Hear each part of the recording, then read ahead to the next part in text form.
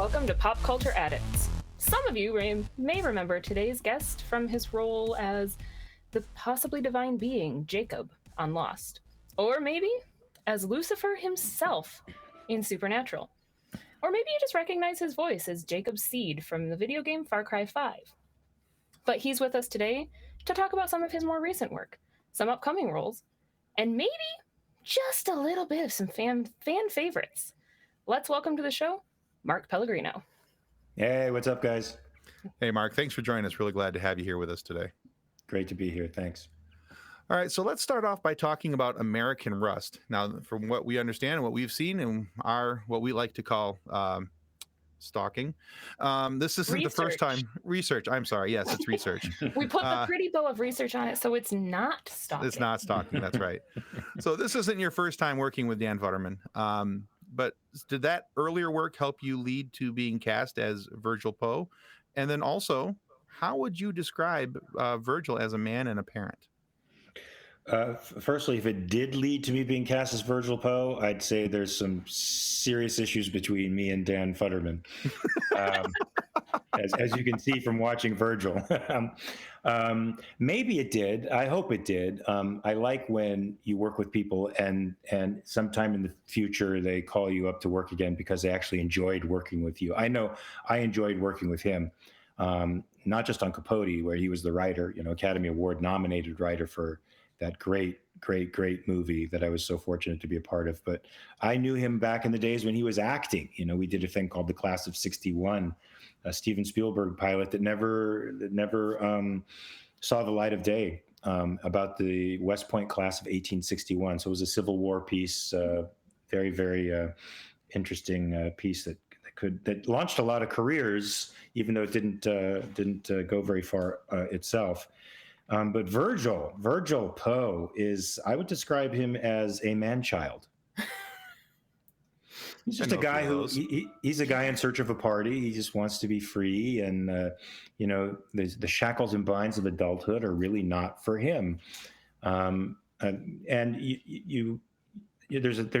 something about that to respect.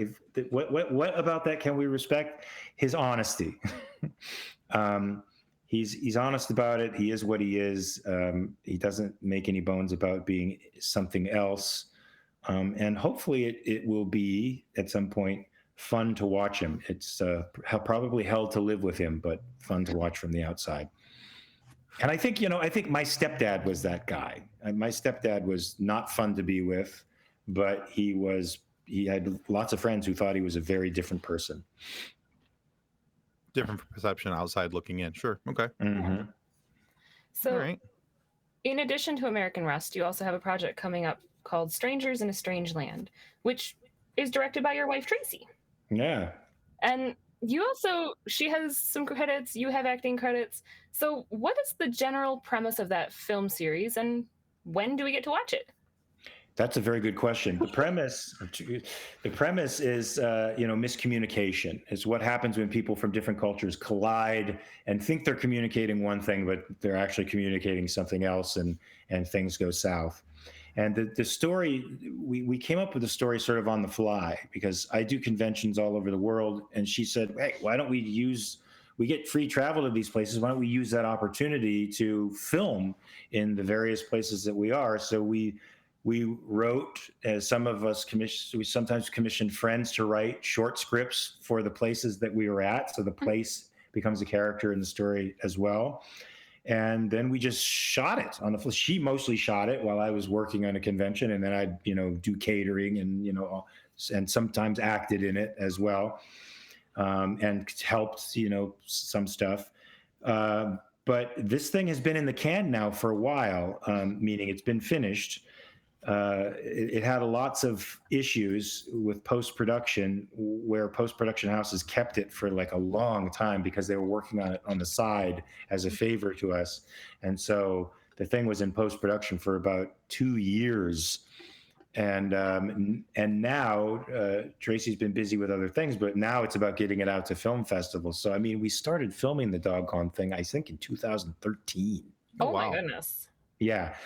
So it's completed. There's 10 films called Strangers in a Strange Land. I think it's better than Je T'aime Paris.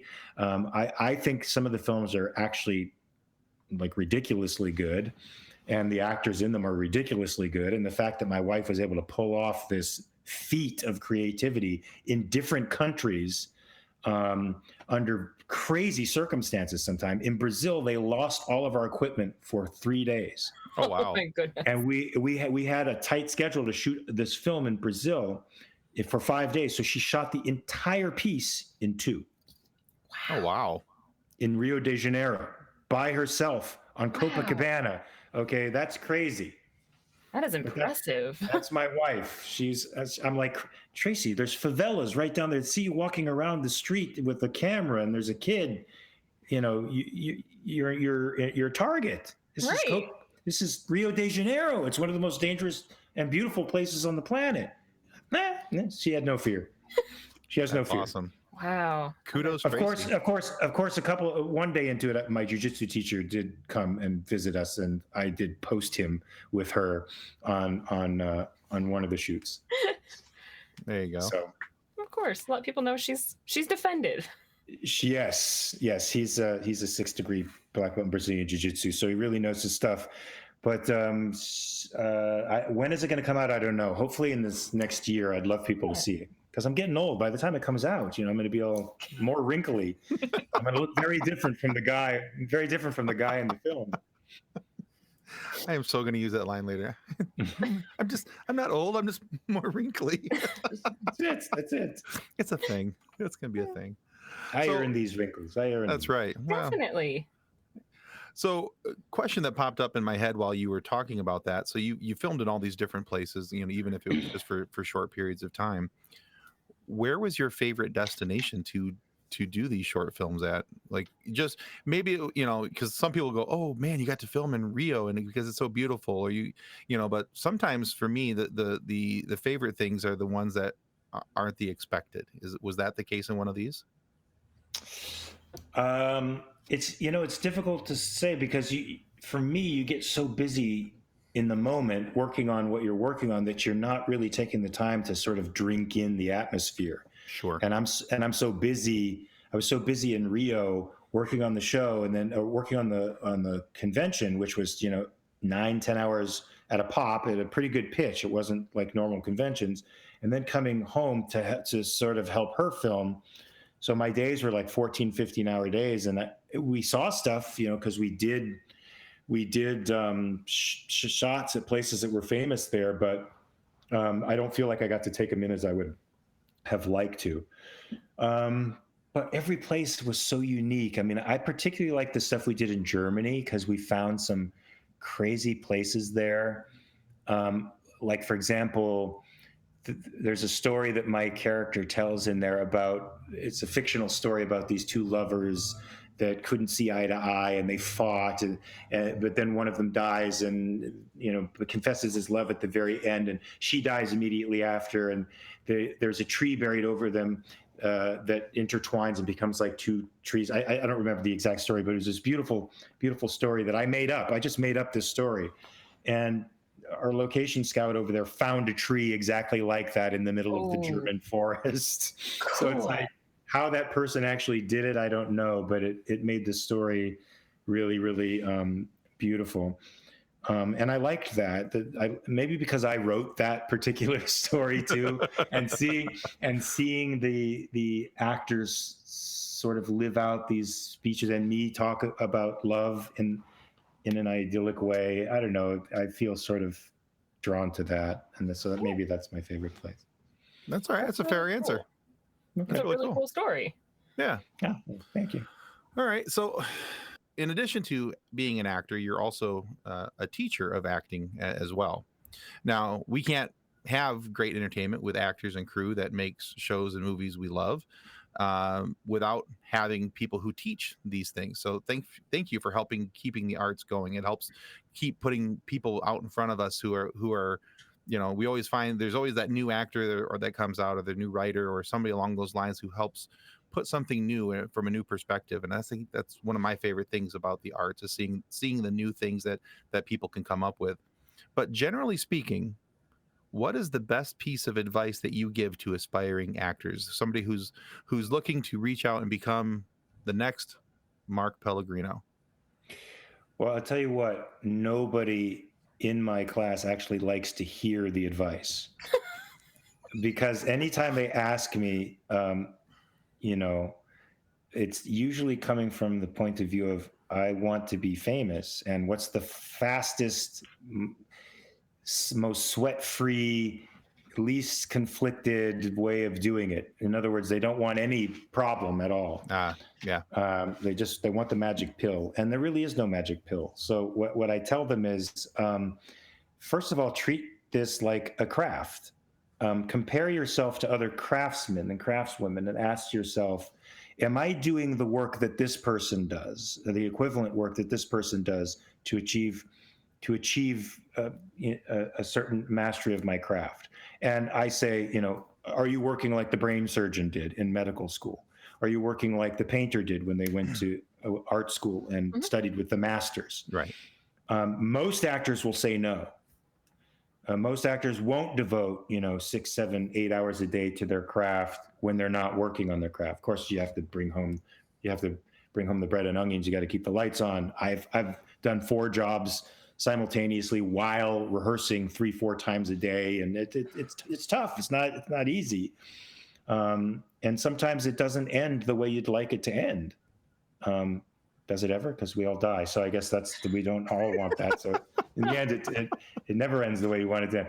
But it's really hard work. And I say, if you want to be the rock star, you got to do what the rock star does. What does the rock star do? They marry their guitar and they sit with it for 12 hours a day, right, until their fingers bleed, as Bryan Adams said in his song. So I'd say treat it like a craft, and then you have to have endurance, because this isn't a sprint; it's a marathon for real, and you have to emulate the actors like the Charles Bronsons and Kathy Bates. Sorry.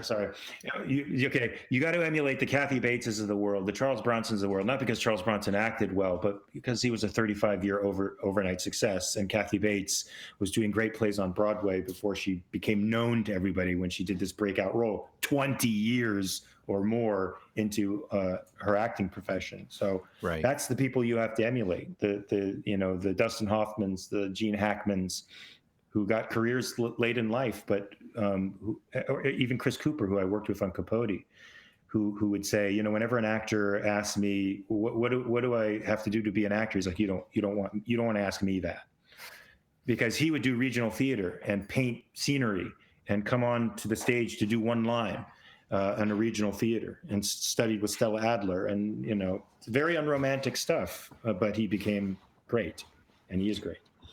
Yeah, I think in the era in which we live, that there's a misconception that you can become famous overnight by doing virtually nothing.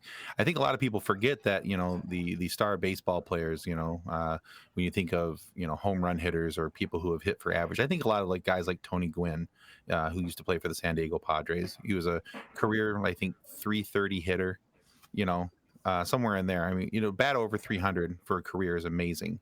Yeah. But the thing that kind of and that's missing 70%.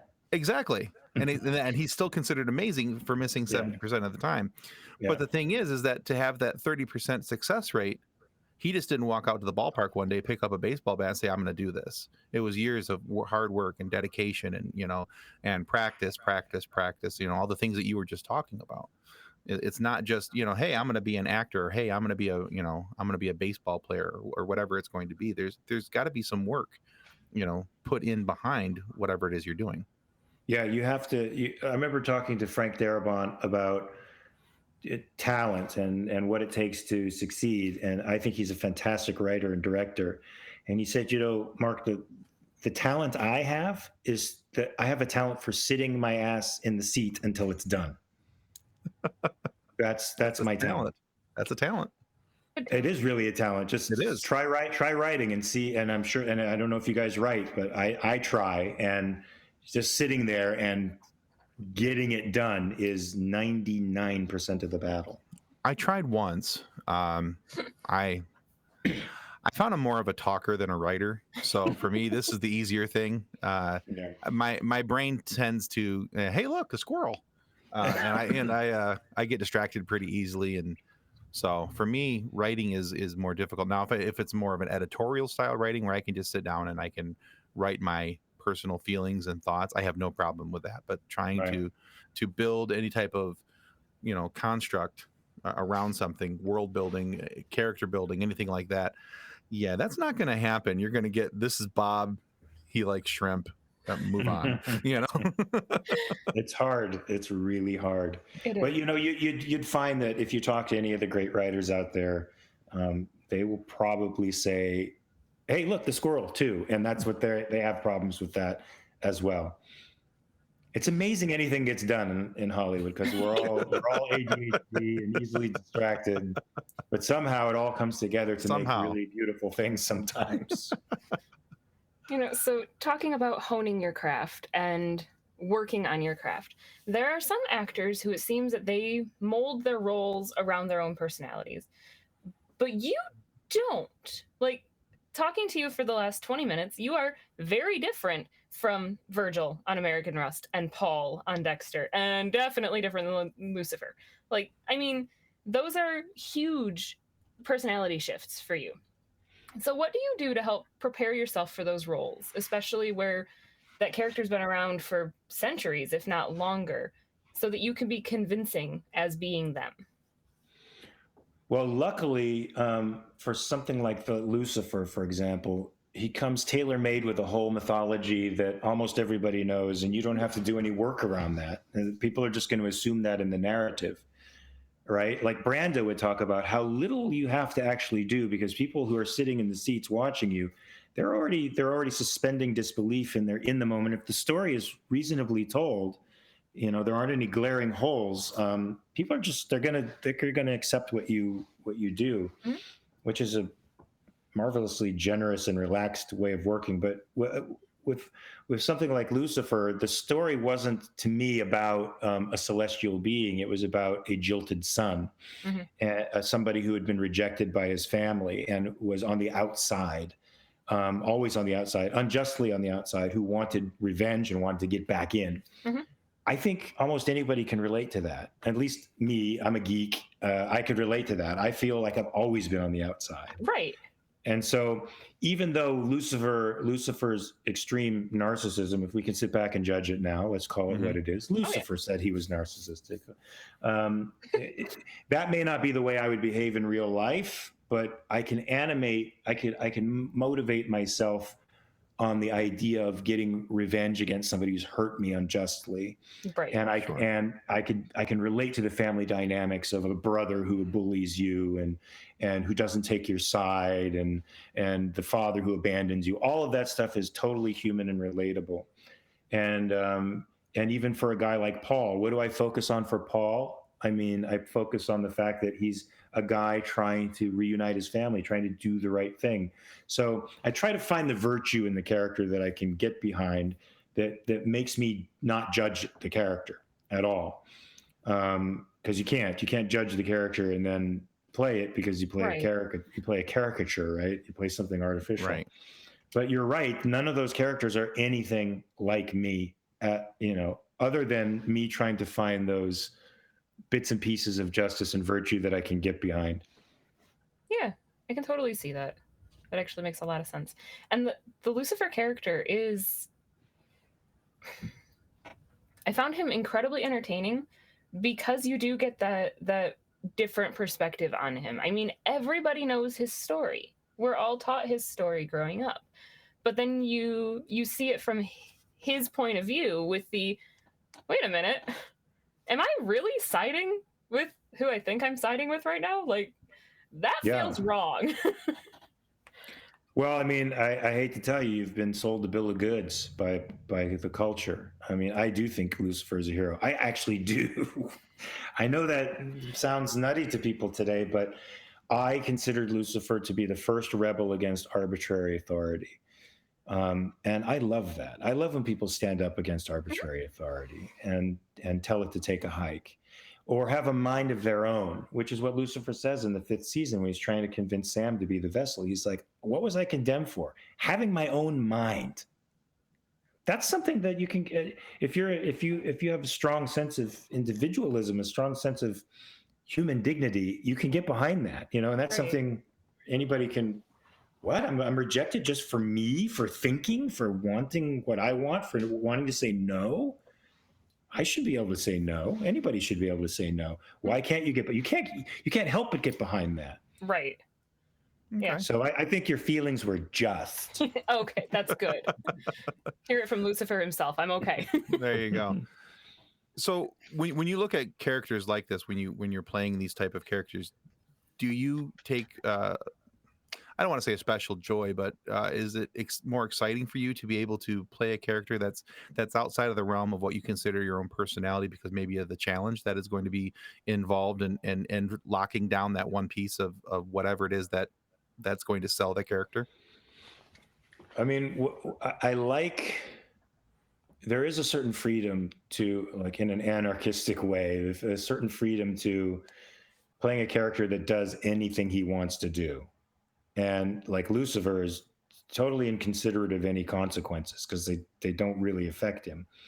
There is something liberating in that. And I do enjoy it. My wife doesn't, because about a week or so before I go shoot, I become the practical joker on her, and I play practical jokes because I feel like Lucifer was sort of very similar to the trickster in a lot of ways in the latter seasons, sort of a broad, comedic guy, and who loved messing with people. So I would mess with my wife just sort of habitually, and she's like, I hate it when you go over there because you mess with me.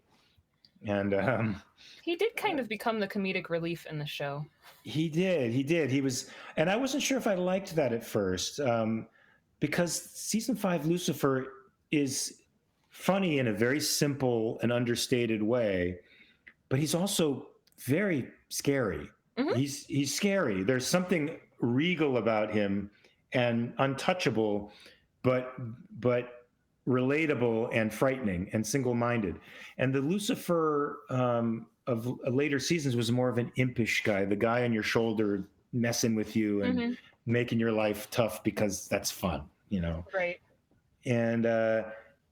And then I came around to thinking, well, what do I think about evil? I think evil is really, in fact, powerless. Mm-hmm. I think it's parasitic and it depends on virtue for its existence. So, hey, why not make the bad guy little, like spiritually small? Yeah. Make him a jokester. Make him that way. That's okay. I prefer to laugh at Lucifer than be scared of Lucifer. Okay. I mean, Nick was scarier. I mean, once you got acclimated to the impish Lucifer, the real monster of Nick, the man who pursuing revenge at first, and then Lucifer, the connection with Lucifer, that a lot of people said was really, really scary, and I don't blame them for. And I do find the human characters to be the scarier ones because they're human. Like, that's possible in another human to see that level of scary. Whereas, like, you take Lucifer and you're like, but he's not human, so he's not as scary. But yeah, no, Nick was scary. Nick is scary, and yeah, Nick didn't have Lucifer's sense of humor. And by the end, Lucifer was just sort of sarcastic and witty and having fun with everybody. And Nick didn't have that. No. He didn't have a funny bone in his body.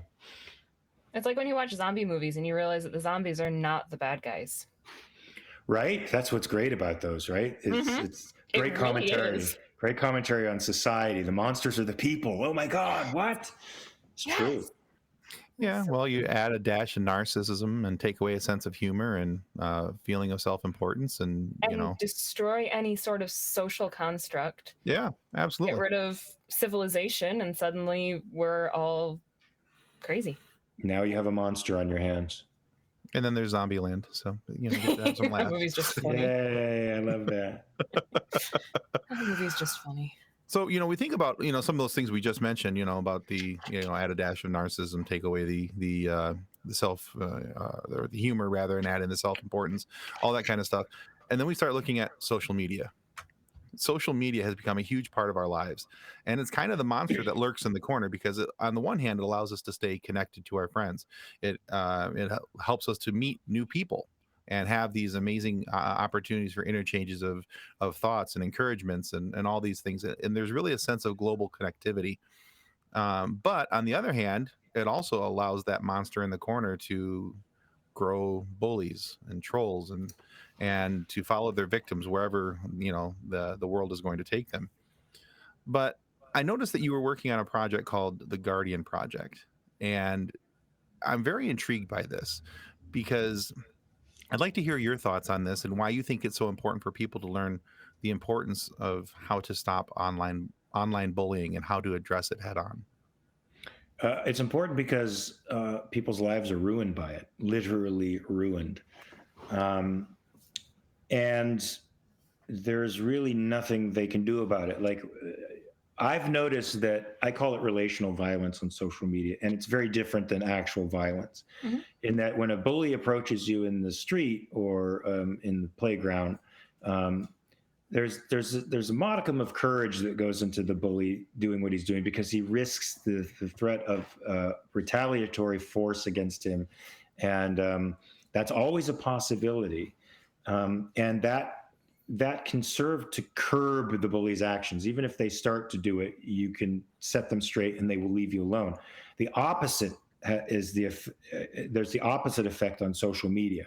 When you actually fight back, it's as if blood has been poured in the water and the sharks come. Sure. Everybody comes out of the woodworks to mob you. So I think it's important that we understand that this is a real threat. People's lives are really ruined by it, and that the relational violence is a different beast and has to be dealt with differently. Now, I say this as a victim of these kinds of trolls, and as somebody who had the old playground mentality of, hey, you aren't going to lie about me and say crappy things about me and not get whacked back. I'm going to whack you back. I've lived the experience of how little that impresses them, because there are no consequences to what they do. So they're not afraid.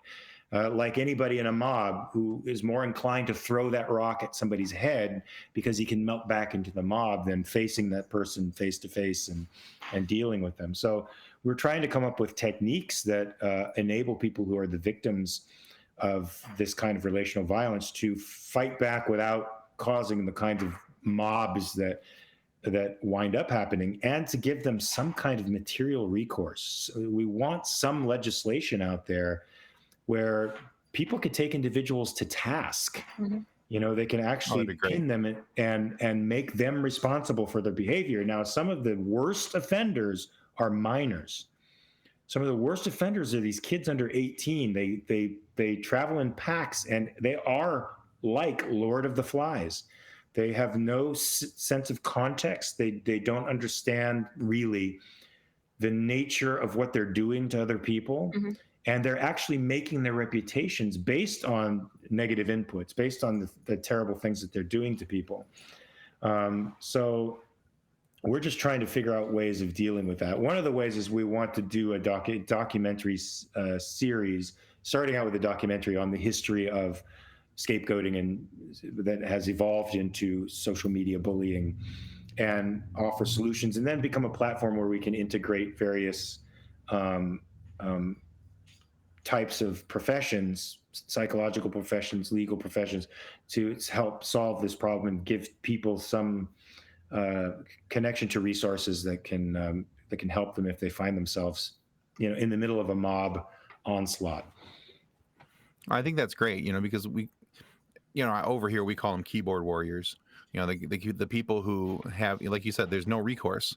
Like you said, on the school playground, there's a possibility that as a bully, you might get popped back in the nose, for doing what you did or saying what you said. There's always that possibility, but there's that air of lack of responsibility when it comes to things online that people can get on, because there's the keyboard. There's that sense of anonymity because they have a username that they can just go out there and say what they want to say and really inflict some pretty strong hurt on somebody just by what they've typed, what they've said, and how they've said it. So I think it's really good that there's an opportunity for people to learn maybe what not to do, but B, I love the thought that you said that something about legislation and getting some type of legislation out there where these people can be held accountable for what they're doing. I think that's very important and necessary.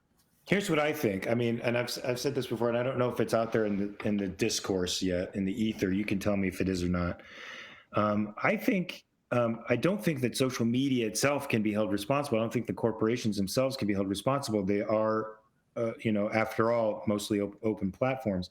Mhm. But I do think if you're passing on bad information about somebody, if you're creating a narrative about somebody, to me, you become a content creator. You become a journalist in a sense, Sure. with respect to somebody's reputation, and the degree to which you spread that libel and do damage to that person's life, you need to be held as accountable as a journalist who's writing for any newspaper who writes falsely.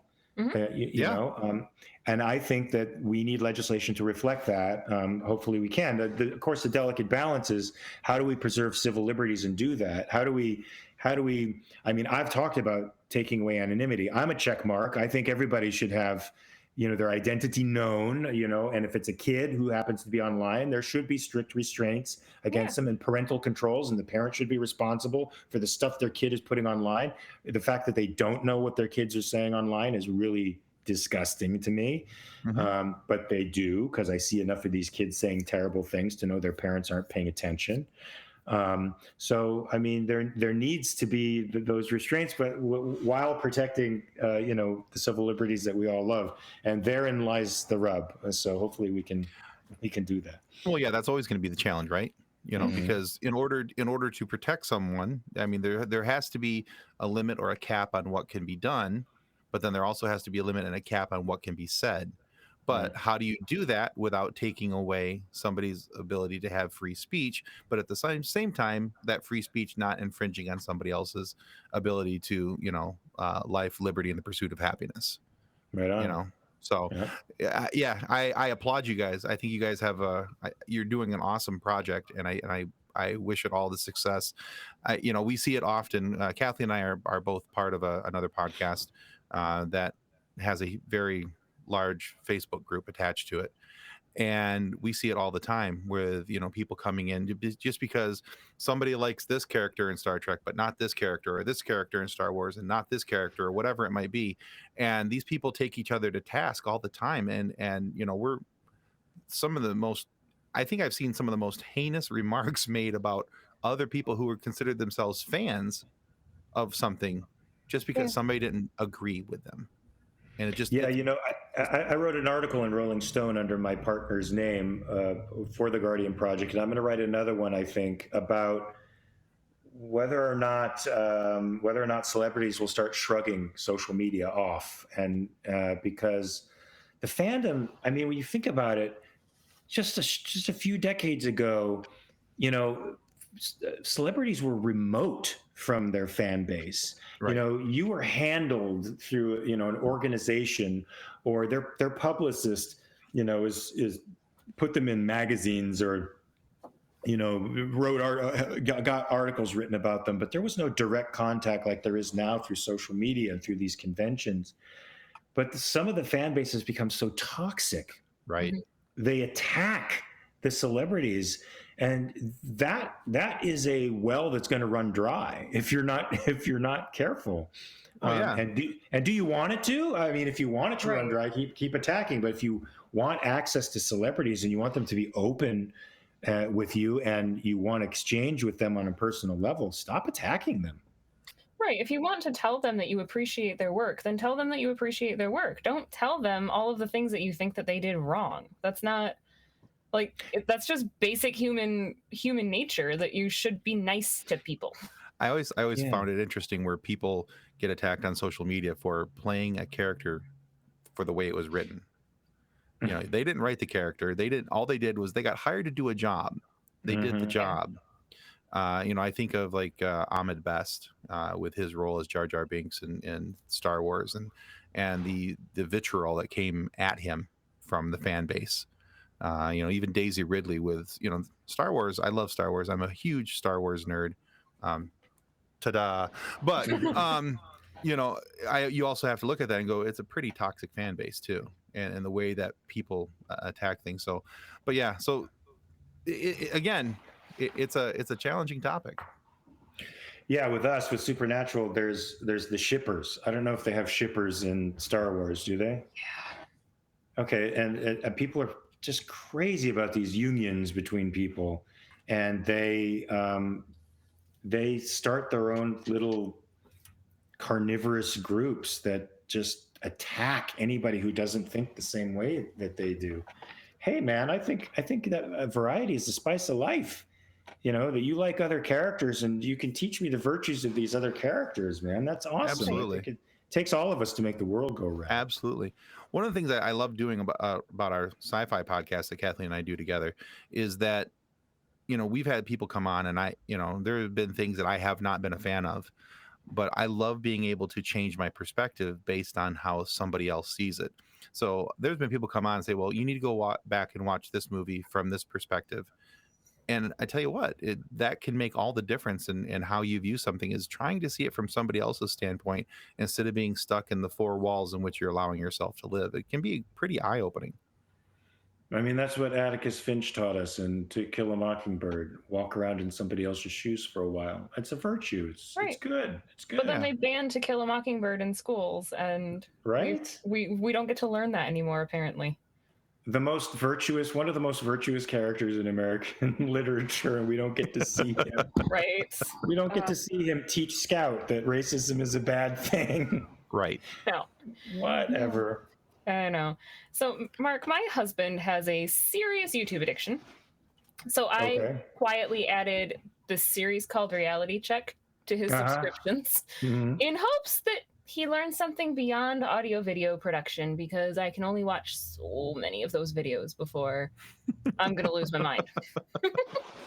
So what can you tell us about Reality Check, and what are your hopes for that project? Wow, that's it's like they're like little philosophy bites. Mm-hmm. So philosophy is sort of my interest, and philosophy intersects with everything in life, of course. And so I'll take a controversial topic, something I don't think should be controversial, but sort of has become controversial, and I'll do a 3-minute ditty on what I think it really means. What there's what we're told it means, and here's what I think it really means. So that's the Reality Check, and I hope to bridge gaps between people. You know, I think we've become intensely tribalistic. We've lost the sense of individualism that used to animate us to a degree, and I'm hoping to bridge the gaps between these tribes, and universalize these concepts again. Some of these concepts that I think have been decontextualized and are now trapped in sort of these tribe visions of what they are.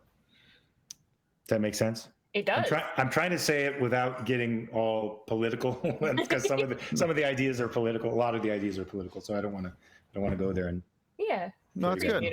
But it is cool. I mean, I watched a couple of them, and it is that, like, you sit there for a second with the, oh yeah, I can definitely see it from that perspective instead. Like, it is. Good. Yeah, it's good. That's for good. You. Good. That's the idea. For you to see things from the other side. I think so. Go ahead. Yeah.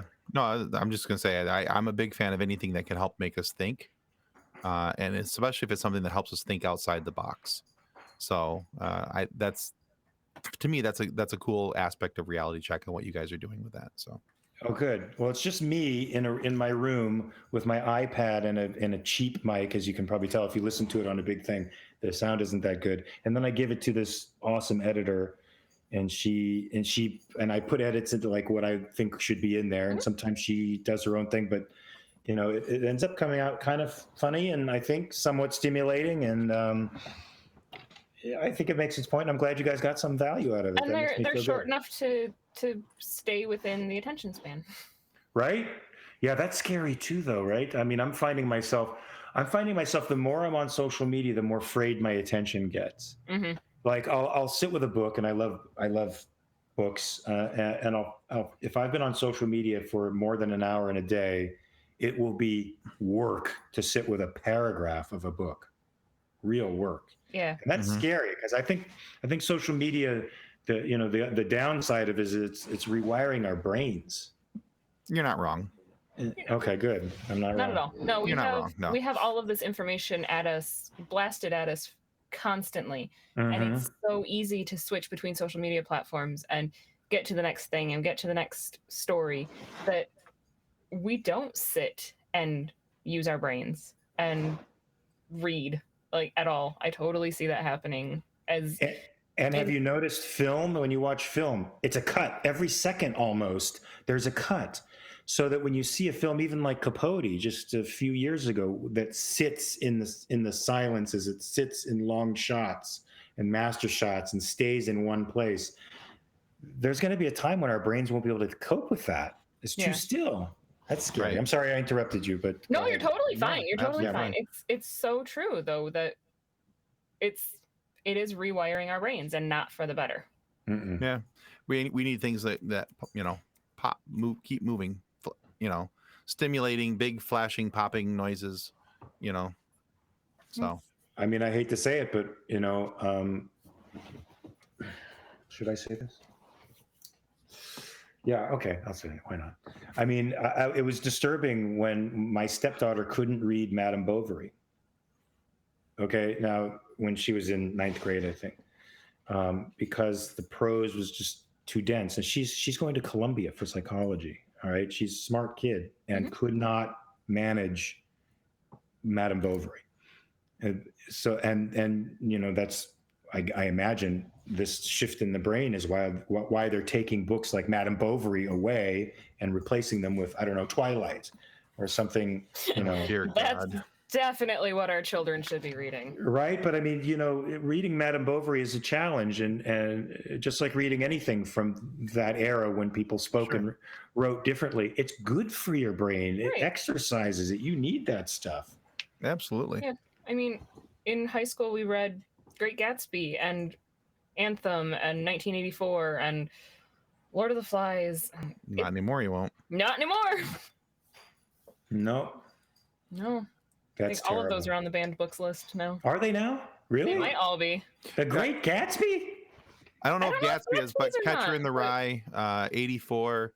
Anthem would. I could see Anthem. Anthem, I believe, is. To Kill a Mockingbird. Lord of the Flies, I believe, is. Scarlet Letter might be as well. I believe Scarlet Letter is as well. Yeah. I was actually just looking at a list of that the other day. My daughter's a huge book nerd, and so we're always talking about books, and so she's absolutely disgusted that any books are banned. But the concept of banned books just bothers me anyway. Right, and that's why you and her get along. Same here. Every idea needs to be out there on the table. That's how we learn and grow. You can't ban ideas, for crying out loud. And if you don't like the book, you don't have to read it. It's correct.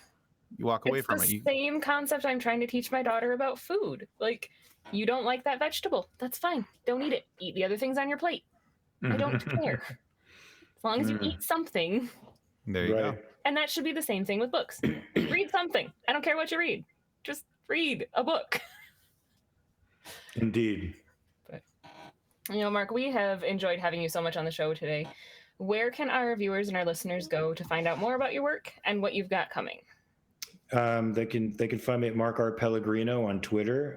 If they want some, crazy dialogue, I'm in the fray in Twitter. Or if they want something more benign, they can go to Mark Ross Pelle, MarkRossPelle on Instagram, and they can see me posting dog and cat pictures and posters for what I'm doing. Next, and hopefully there'll be a season 2 of American Rust. That's what I'm hoping for. Excellent. We will make sure that we link both of those in our description so that our viewers can find you. Thank you. And we also want to remind everybody that subscribing is the single most important thing that you can do to ensure that we get more amazing guests like Mark Pellegrino here to have these great conversations with for you to be able to listen to. So please subscribe. It's going to help more than you can ever know. And be sure to go check out Mark on Twitter and Instagram. You'll be able to follow him and see his cat and dog pictures there. Those are lots of fun. But also, remember, kids, pop culture is all around you. And sometimes it influences everything we do, our decision making, where we head, what we're doing, and why. So be sure to come back next week because we'll have your fix waiting for you right here on Pop Culture Addicts. Thanks again, Mark.